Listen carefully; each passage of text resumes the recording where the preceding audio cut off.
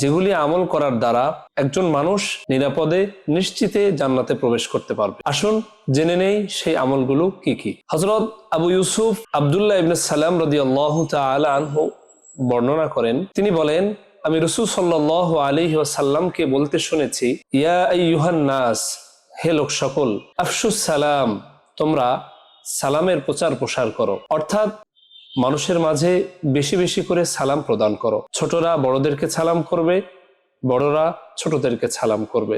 অফিসের বস তার কর্মচারীদেরকে সালাম করবে এবং কর্মচারীরা তাদের বসকে সালাম করবে। অর্থাৎ সালামের ক্ষেত্রে কোনো পার্থক্য নেই, ছোট বড়, ধনী গরিব সকলেই সমান। আর এই সালামের মাধ্যমে আমাদের উপর শান্তি বর্ষিত হবে।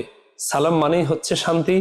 সালাম প্রদান করার অর্থ হলো একে অপরের জন্য শান্তির দোয়া করা, কল্যাণের দোয়া করা। রাসূল সাল্লাল্লাহু আলাইহি ওয়াসাল্লাম 2 নম্বরে বলেছেন, ওয়া আত'ইমুত তাআম, তোমরা মানুষকে খাওয়াও, গরিব দুঃখীদেরকে বেশি বেশি করে খাওয়াও, আত্মীয় স্বজন এবং মেহমান যারা আসে তাদেরকে বেশি বেশি করে খাওয়াও। খাওয়ানোর ক্ষেত্রে কোনো প্রকার কার্পণ্যতা না করা। এরপর রাসূল সাল্লাল্লাহু আলাইহি ওয়াসাল্লাম 3 নম্বরে বলেন, ওয়াসিলুল আরহাম, তোমরা আত্মীয়তার সম্পর্ককে অটুট রাখো, আত্মীয়তার সম্পর্ক বজায় রাখো, আত্মীয়তার সম্পর্ককে নষ্ট করো না। রাসূল সাল্লাল্লাহু আলাইহি ওয়াসাল্লাম 4 নম্বরে যে আমলের কথাটি বলেছেন সেটি হচ্ছে সল্লু ওয়ান নাসু নিয়াম, তোমরা মানুষ যখন একেবারেই ঘুমিয়ে পড়ে, সকলেই সব দিক দিয়ে পিন পতন নীরবতা, তখন তোমরা আল্লাহর সামনে দাঁড়িয়ে যাও, তাহাজ্জুদ নামাজ আদায় করো, কিয়ামুল লাইল আদায় করো। রাসূল সাল্লাল্লাহু আলাইহি সাল্লাম এই 4টি আমলের কথা বলে তিনি বললেন, তোমরা যদি এই 4টি আমল করতে পারো তাহলে আল্লাহ তাআলার পক্ষ থেকে তোমাদের জন্য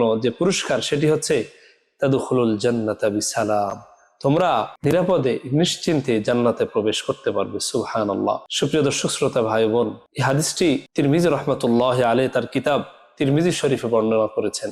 আসুন আমরা সকলেই এই হাদিসের উপর পরিপূর্ণরূপে আমল করার চেষ্টা করি। আমরা যদি আমল করতে পারি, ইনশাআল্লাহ বিইজনিল্লাহ আমরা নিরাপদে নিশ্চিতে জান্নাতে প্রবেশ করতে পারবো।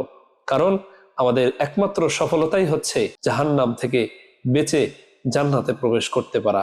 আল্লাহ পাক রব্বুল আলামিন পবিত্র কুরআনুল কারীমের মধ্যে বলেছেন, ফামান যুহজিহা আনিন নার ওয়া উদখিলাল জান্নাতা ফাকাদ ফাজ, যাকে জাহান্নামের আগুন থেকে বাঁচিয়ে জান্নাতে প্রবেশ করে দেওয়া হলো সেই তো পরিপূর্ণ সফলতা লাভ করলো। প্রিয় দর্শক শ্রোতা ভাই বোন, আসুন আমরা সকলেই একেবারেই মন থেকে নিয়ত করি, ইখলাসের সহিত আজমতের সহিত নিয়ত করি যে অবশ্যই আমরা এই 4টি আমল আমাদের জীবনে বাস্তবায়ন করব।